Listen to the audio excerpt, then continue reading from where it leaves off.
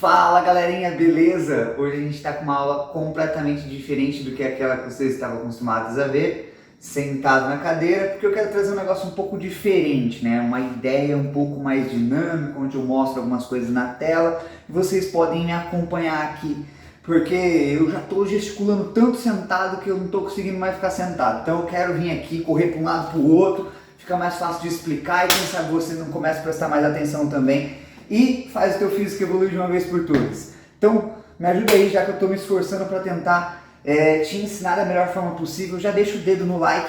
E hoje a gente vai falar sobre o quê?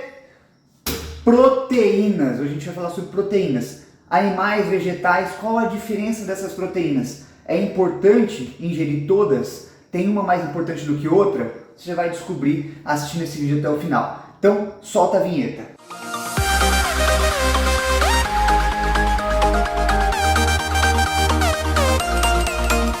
Para a gente já começar aqui, não se esqueça, já se inscreve no canal para você não perder nada que eu posto aqui. Você sempre está atualizado e evoluir o teu físico, né, do jeito que você sempre quis. Então acompanha aí que hoje a aula vai ser bem legal. Bom, a gente pode ver aqui que a gente tem as proteínas como principal função no nosso organismo, a reparação e construção tecidual. O que é essa reparação e construção tecidual, então?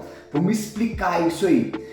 Ela participa desta reparação tecidual. Que tecido? Cabelo, unha, cartilagem, pele, todo tecido conjuntivo do nosso corpo, todo tecido, músculo. Então, quando você se machuca, quando você está com o cabelo quebradiço, com a unha fraca, isso tudo é devido ao quê? Falta de proteína. Se você não está consumindo proteína o suficiente, você vai ter deficiência e vai ter esses problemas relacionados, ok? Então você precisa consumir proteína. Qual? Animal, vegetal, né? Temos dois tipos de proteína. E hoje você vai entender o que cada uma faz e qual a importância dela na sua alimentação. Se você deveria escolher uma mais do que outra, aguenta lá. Então aqui ó, para você não esquecer qual é a proteína animal. Proteína animal, carnes, ovos, derivados. Então carne, frango, peixe, porco, né? Todas essas carnes, ovos, leite e derivados são proteínas animais, né? São proteínas de alto valor biológico. Por que alto valor biológico? Porque na sua ramificação, na sua cadeia de aminoácidos, que é o que compõe as proteínas, então quando as proteínas entram no nosso corpo, a gente divide essa proteína em vários pedacinhos. Como que esses pedacinhos são chamados?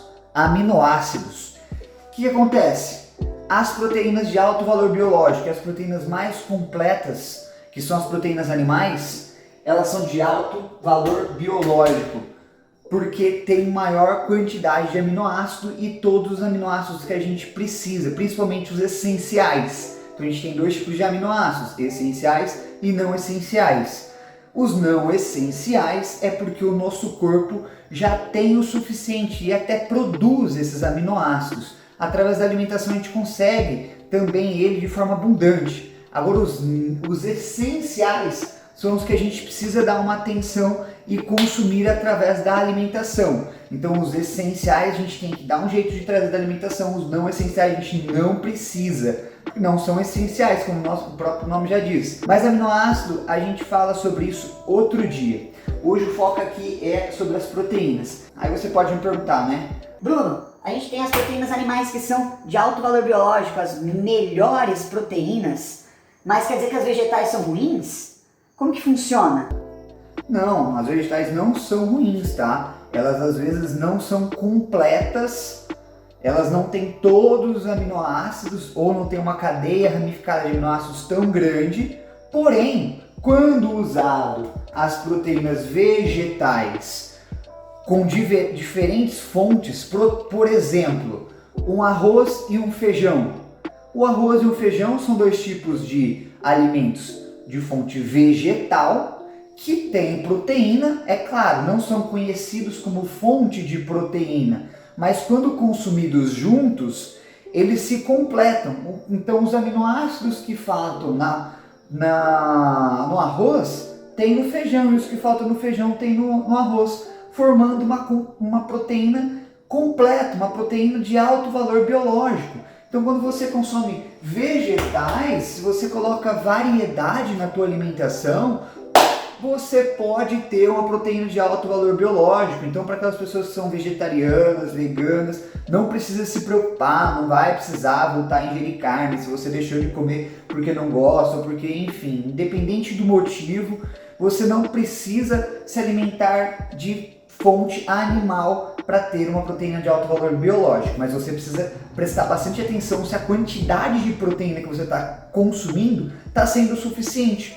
Por quê? A gente não conhece o arroz e o feijão como fonte de proteína, certo? Talvez você vai estar vendo isso agora e falando, nossa, peraí, arroz é fonte de proteína? Eu achei que era carboidrato. E sim, é o principal macronutriente desse alimento, mas não quer dizer que ele não tenha outra fonte de proteína, entendeu? Isso é muito importante você saber. Então, todos os alimentos, seja eles fonte de proteína, carboidrato, gordura, eles têm outros macronutrientes presentes na sua composição. E isso você vai descobrir também daqui a pouco, uma coisinha que eu vou te contar que é muito importante saber sobre as proteínas animais, que tem que tomar cuidado pela quantidade de calorias que elas têm, ou podem ter, é claro, mas calma lá, a gente já chega aí. Então, você viu que tem proteína vegetal, tem proteína animal, e elas têm essa diferença, né? As proteínas animais, na maior parte, elas têm um alto valor biológico, e as proteínas vegetais, né, têm um baixo valor biológico, né? Então elas acabam não sendo completas. A gente tem as proteínas em pó, né, que seriam proteínas que vêm para complementar como fonte de suplementação. Então elas vêm aí para complementar o que falta na alimentação, ou quando você não consegue ingerir o suficiente através da comida, porque fica muito cheio, ou não tem tempo para fazer todas as refeições, ou até mesmo um vegetariano, um vegano que acaba não comendo tanta carne, que tem uma concentração de proteína maior comparado aos vegetais, e aí precisam dessa proteína em pó para complementar. Então a gente tem esse segundo detalhe aqui sobre as proteínas animais e as vegetais. As animais, você vai conseguir encontrar uma quantidade de proteína em uma porção menor, uma quantidade muito maior de proteína e uma porção menor nas proteínas animais. Agora nas proteínas vegetais, você vai precisar consumir uma quantidade grande desses vegetais para dar uma quantidade legal de proteína, entendeu? Então, quer um exemplo? 100 gramas de carne daria em média 30 gramas de proteína. Mas e se você fosse consumir vegetais como, por exemplo, o brócolis? Você fosse consumir um brócolis até dar esses 30 gramas de proteína. Com certeza passaria ali de 300 gramas, 400 gramas de brócolis. Então olha só a quantidade, dá um volume muito grande, por isso que a dificuldade é um pouco maior de bater as proteínas só com os vegetais. Mas não quer dizer que é impossível. Uma coisa importante que eu quero falar aqui para você. Se você não sabe se está batendo as proteínas, se você acredita que suas proteínas não estão chegando no que deveria, você pode suplementar. Eu tenho um vídeo falando sobre suplementos que pode ajudar você a identificar qual suplemento faz mais sentido para você e qual suplemento vai te ajudar a bater as proteínas. Beleza? Então não fica com dúvida não. Já clica no link que vai aparecer aqui, né? Uma barrinha aqui com a descrição do vídeo e clica nele para poder entender qual suplemento faz sentido, porque tem uns suplementos que até gasto desnecessário, tá? E qual suplemento vai te ajudar a bater as proteínas. Fechou? Voltando para a aula aqui. Então eu trouxe aqui para vocês duas vantagens, né? Tanto da proteína animal quanto da proteína vegetal. E a gente pode ver aqui o seguinte, né? A proteína animal, ela tem ali algumas vantagens como um alto teor de ferro, né? Zinco, vitamina B12 e nutrientes que são essenciais, né? Principalmente os minerais, que são essenciais para o bom funcionamento do seu metabolismo. Por outro lado, a gente tem as proteínas vegetais, que são ricas em antioxidantes, que vão te ajudar para retardar o seu envelhecimento. Elas são ricas também em fibra, que é extremamente importante para a regulação do seu intestino, para a tua flora intestinal, para a formação do teu bolo fecal. Então assim, ambas têm benefícios que são importantes para o metabolismo e por isso você não deve escolher uma ou a outra. Inclusive eu trouxe aqui, destacado na parte de cima, como escolher a melhor opção e você já vai entender que não se deve escolher uma ou outra e tem sim que variar nas opções, mas existem algumas exceções que a gente pode citar. Então a gente pode aqui finalizar vendo que ela ajuda a reduzir risco de doenças crônicas como diabetes, doenças cardiovasculares, câncer, né? Justamente pelo fato de ter fibra, antioxidantes que atuam nessa situação, onde diminui a probabilidade dessas doenças. Então a gente tem ali, ó, como escolher a melhor opção das proteínas, né? A melhor opção, na realidade, não existe. A gente pode ver aqui, né, que a melhor opção para os vegetarianos é as proteínas vegetais. Nossa, que mistério, né? É a melhor porque esse indivíduo optou a se alimentar dessa forma. Então ele não tem outra forma. Animal não é uma opção. No caso dos vegetarianos, ainda dá para consumir ovo, ainda dá para consumir leite, queijos, né? A gente tem outras fontes de proteína. Agora, para os veganos, fica um pouco mais difícil de consumir a proteína, trazendo só das vegetais mesmo.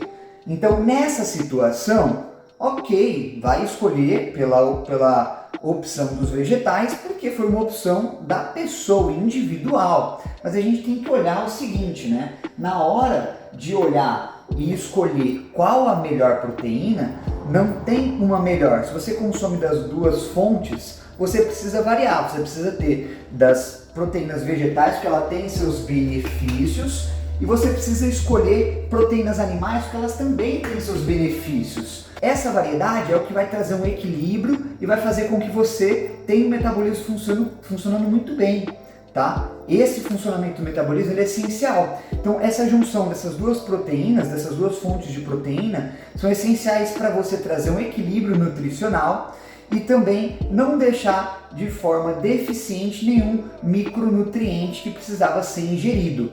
Só que em algumas situações, algumas pessoas vão precisar consumir mais carne vermelha, outras mais frango, outra peixe. Então você precisa estudar a individualidade de cada um e ver qual a necessidade.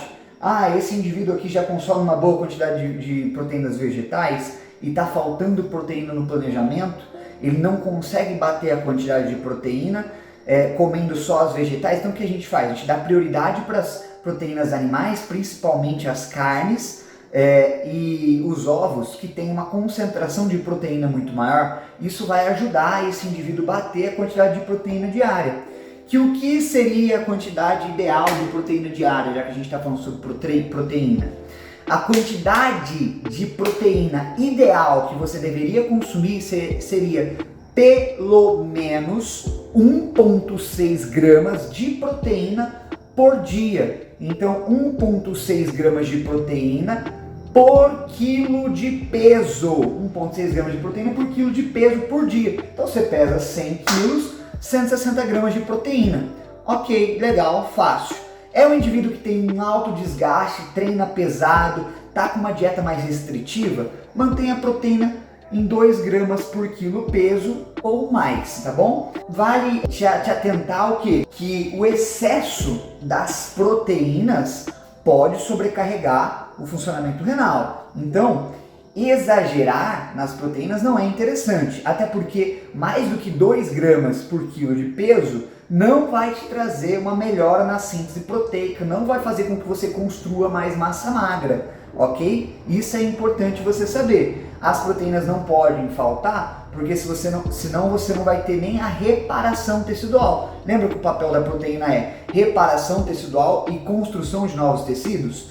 Então, esse papel da proteína, ele não vai funcionar da forma correta se faltar proteína. Então você não vai ter nem reparação tecidual, cabelo vai continuar quebradiço, unha fraca, né? Cicatrização ruim. Por quê? Porque não tem nem para reparação tecidual quem dirá para a construção tecidual. Então, se você é um indivíduo que quer gerar hipertrofia e não consome a quantidade ideal de proteína, você está pecando. Por quê? Porque você está deixando de ter uma boa evolução, uma construção de massa magra, porque você não consome proteína o suficiente para ter construção de novos tecidos.